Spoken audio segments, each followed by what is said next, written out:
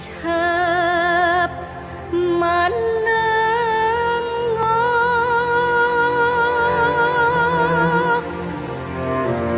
anakku ibu nangis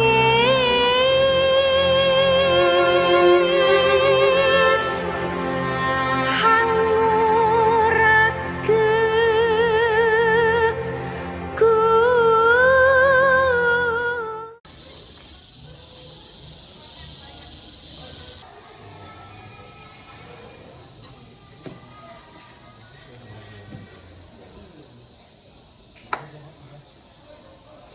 Nova Kurniawan, terima kasih telah memasukkan data Anda.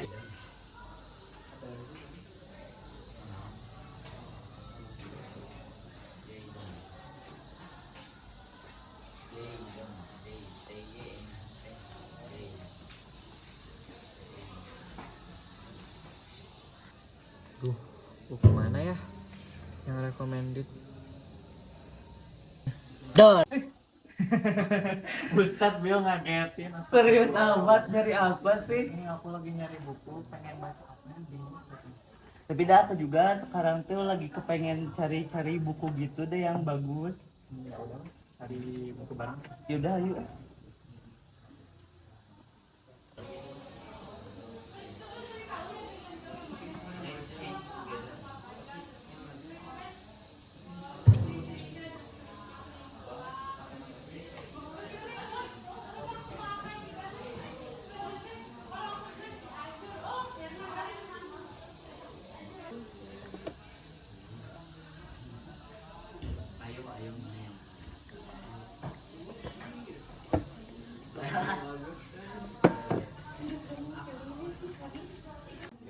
Nah, lihat gak? Di situ ada perang bubat ya. Hah? Perang buah batu? Bukan perang buah batu. Jadi perang ini tuh nyeritain alasan kenapa Jawa sama Sunda gak boleh nikah. Masa sih? Heeh. Ayo gerak baca, gerak. Ayo, Ayo, aku mungkin penasaran. ayo.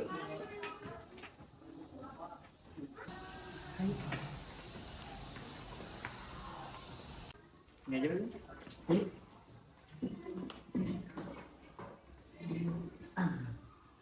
Dari tampilannya sih emang menarik ya, interesting sekali ya.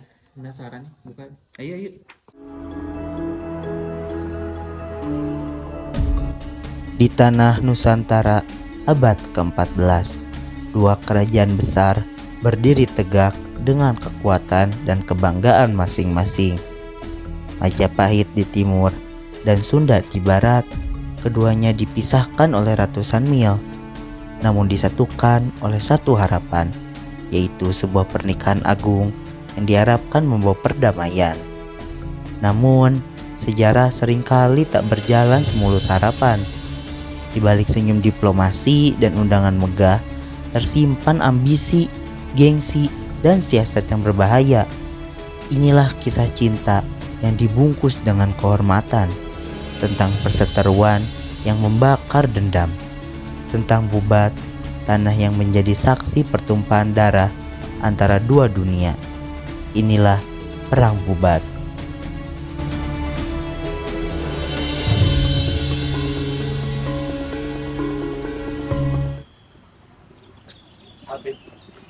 Saat ini saya masih berjakap. Bolehkah kau mencarikan saya wanita? Yang mulia, saya akan mencarikan wanita di seluruh negeri ini. Bagus. Tapi sebelum itu, aku ingin kau mencarikan wanita tidak hanya untuk menjadi permaisuriku, tapi untuk juga memperkuat diplomasi untuk negara kita. Baik yang mulia, saya akan mencarikan yang terbaik untuk Anda. Sembah nuwun ingkang kinuwun. Kawula nyuwun pamit dateng paduka. Mugi tansah pinawiringan wilujeng lan si kaulasan. Mugi enggal pinanggi kabegjan, tindakna selamat. Tanah Sunda harus kita kuasai. Oleh karena itu, aku mempunyai ide bahwasanya Prabu Tinggabuana mempunyai seorang putri yang sangat cantik. Oleh karena itu, kita harus bisa memanfaatkannya. Patih, maaf kalau kita menghancurkan kerajaan itu sama saja dengan menghancurkan raja. Karena bagaimanapun yang Sunda masih mempunyai tanah Sunda. Aku sama sekali tidak peduli. Yang kupedulikan hanyalah sumpah palapaku. Cepat, salah satu dari kalian kirimkan undangan diplomasi dan pernikahan. Oke, Pati.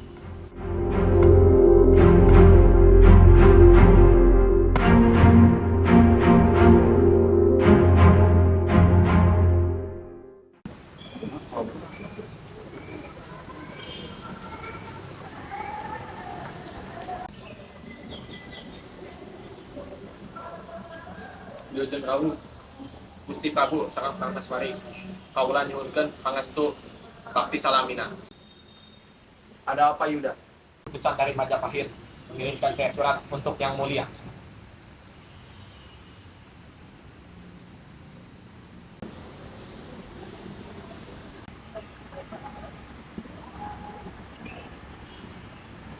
Terima kasih, nanti akan saya baca. Kaulah di dalam pengawal paduka, nyuhunkeun pangestu. Kaulah bani ngalaksanakeun parentah paduka. Mugi sagala lampah kawala pinayungan, rahmat sareng milujeng.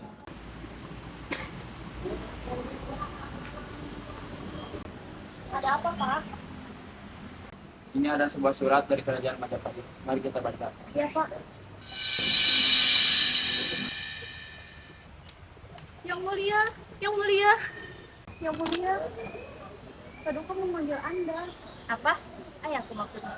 Ya, mari ke saya. Enggak. Apa yang dia akan katakan? Tidak tahu, yang mulia. Aduh, apa yang aku lakukan? Apa dia terlihat parah? Tidak, yang mulia. Kenapa ya ayahku memanggilku? Seharusnya ia tak memanggilku jam segini. Tidak, yang mulia. Tenang saja, tidak akan ada yang marah.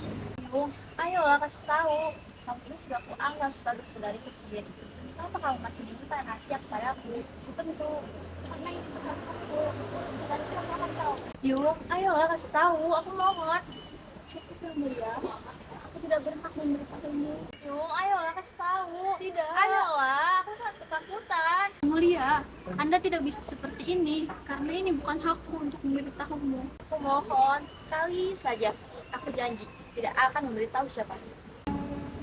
Baiklah, tetapi perjanjianlah tidak akan berlaku siapa-siapa. Baik. Kamu akan dinikahkan. Hah? Menikah? Dengan siapa, Yung? Beritahu. Ayo ikut saya.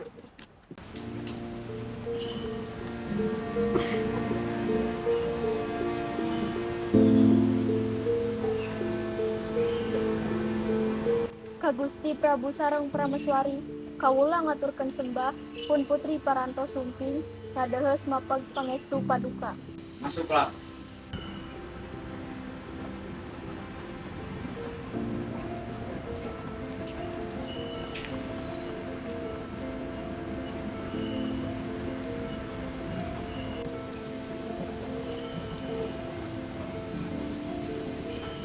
Rama Prabu abdi nyuhun pangestu mugia salya salamet pinayungan mukawilujengan sakya. Anak king simkuring maparin pangestu, mugia salamet sareng mulia. Ibu Prameswari abdi nyuhun pangestu sareng pangapunten mugia ibu pinayungan mukawilujengan sareng rahayu. Indit salamet ya ibu salawasna hirina sakya. Apakah ada yang ingin ayah Anda sampaikan kepada saya? Tentu, jadi ayah dan ibumu ini akan menjodohkanmu. Apa? Menjodohkanku? Astaga, tak kusangka aku akan segera menikah. Dengan siapa ya? Apa dia tampan? Kau ini, sudah, biar ibumu saja yang melanjutkan. Baik. Anakku, nanti kau akan dijodohkan. Semoga dan Tuhan kau bisa menjadi istri yang baik dan menjadi ratu yang baik. Sebentar ibu, ratu.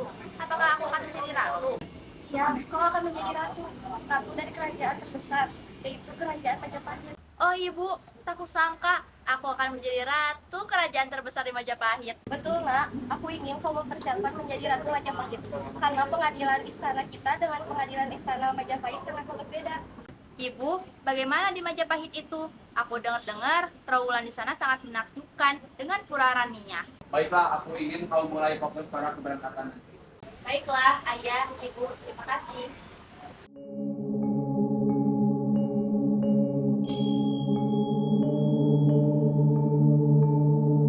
Aku tidak setuju jika kau ingin menginvasi tanah Sunda. Bagaimanapun juga, ibuku lahir dari tanah Sunda. Maka dari itu, jika kau bertindak seperti itu, sama saja kau meremehkan ibuku dan aku sebagai rajamu. Maaf Yang Mulia, namun jika kita mempertahankan kerajaan Sunda Galuh, sama saja kita mengurangi martabat kita di pulau ini. Aku tidak peduli. Itu sama saja dengan kau menentang aku sebagai rajamu. Yang hanya kau pikirkan hanyalah sumpah kalau kamu itu. Maaf Yang Mulia, saya telah meremehkan Anda. Cukup. Sekarang kau atur pertemuanku dengan permaisuriku. Aku ingin dia melihat bagaimana indahnya Majapahit. Baik Yang Mulia. Apa? Kita mempelai wanita yang mendatangi mempelai pria? Adat dari mana ini? Iya Yang Mulia Paduka, Raja Hayam Wuruk menginginkannya seperti itu. Karena menurut beliau akan ada kejutan spesial untuk sang putri. Baiklah kalau begitu, sampaikan kepada rajamu bahwa kami siap untuk pergi. Baik, terima kasih Yang Mulia. Pak, kok ibu jadi ragu ya? Loh, ragu kenapa lagi, Bu? Menurut adat kita, mempelai prialah yang justru mendatangi mempelai wanita. Kok ibu jadi ragu ya? Apakah ini bukan mempersiapkan pernikahan? Tapi seperti jebakan untuk kita, Pak. Bapak juga sudah berpikir seperti itu, tapi tak ada salahnya. Mungkin benar apa yang dikatakan utusan tadi, akan ada kejutan untuk putri kita. Hati-hati ya, Nak. Ibu akan selalu mendoakanmu. Semoga kau bisa menjadi istri yang baik, dan ratu yang baik. Baik, Ibu. Wah, keren banget ya, ternyata pernikahan antar negara bisa menggabungkan kedua kerajaan tersebut. Tak apalagi aku mah tertariknya tuh di sini tuh kita belajar, apalagi kan zaman-zaman dulu tuh kapal-kapal tuh besar banget ya, jadi benar-benar kapal Sunda tuh benar-benar ditakuti pada masa itu tuh. Mereka pakai kapal besar gitu, Bin.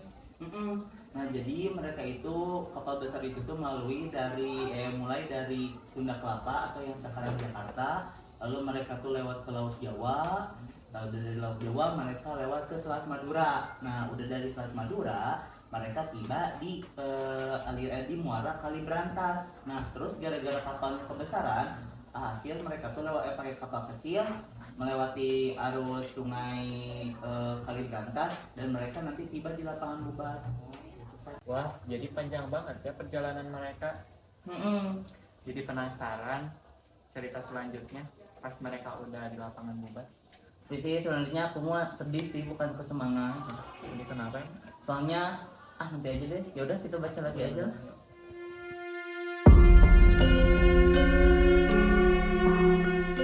Apakah pasukan sudah siap untuk menyerang? Siap, Tuan. Bagus. Karena malam ini mereka akan berlayar pergi ke sini. Maka kita harus siapkan pasukan kita sematang mungkin. Siap, Tuan.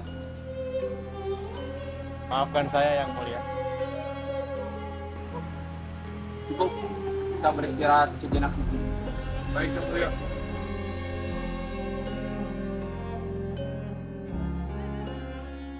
Apa tidak ada utusan yang kemarin? Belum Yang Mulia. Namun kami sudah mengikat beberapa pasukan ikut menemui Paduka Raja Hayam Wuruk. Bagus, Sam. Pasukan datang, pasukan datang. Ayo Yang Mulia, katanya ada pasukan datang. Mungkin itu adalah calon suamimu. Firasatku kok gak enak ya? Sudahlah, jangan dipikirkan. Mungkin itu adalah efek dari rasa gugup. Ayo, baiklah. Serang! Pelindung! Serang!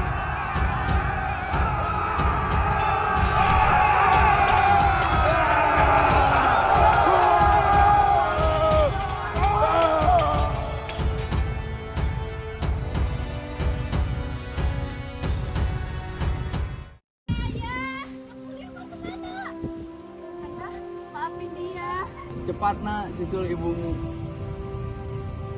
Baiklah ya. Bill, sobek Bill. Lagi asik-asik gini. Lah iya. Duh, padahal ceritanya ramai banget ya. Padahal aku tuh suka banget ceritanya, cuman agak ngeselin itu sikap egoisnya Gajah Mada. Tapi iya sih, gara-gara egoisnya si Gajah Mada, ya awalnya dua negara yang emang lagi damai adem ayem, jadi hancur diplomatiknya.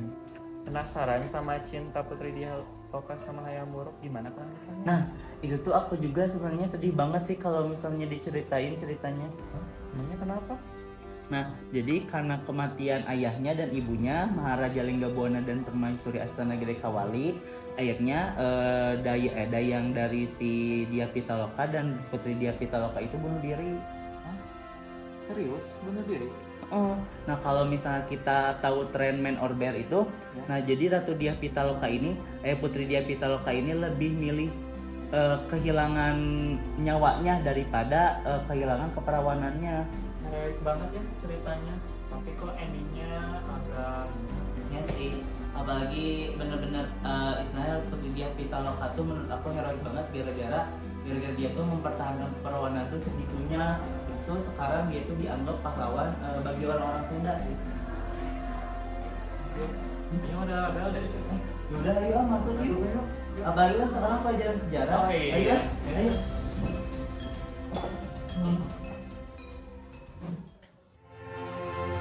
Tindakan heroik keluarga kerajaan Sunda tak hanya mengguncang Gubat, tapi juga singgasana Majapahit. Hayam Wuruk, sang raja muda yang menanti cinta tak menemukan pengantin, hanya kabar kematian dan kehinaan. Ia terdiam, hancur di antara tanggung jawab sebagai raja dan luka sebagai seorang pria. Dan Gajah Mada, sang Mahapati yang dulu dieluk-elukan, kini mulai kehilangan kepercayaan. Rakyatnya mulai bertanya, apakah kejayaan layak dibangun di atas darah saudara? Peristiwa Bubat tak hanya sekedar tragedi, tetapi permulaan dari akhir. Sejak saat itu, bintang Gajah Mada perlahan redup, dan kejayaan Majapahit meski tetap besar, tak pernah kembali seutuh dahulu. Namun nama Dia Pitaloka tetap hidup di hati rakyat Sunda. Ia bukan sekedar putri, ia adalah lambang kehormatan, simbol bahwa tak semua kemenangan diukur oleh pedang. Padang justru yang paling abadi lahir dari pengorbanan terakhir.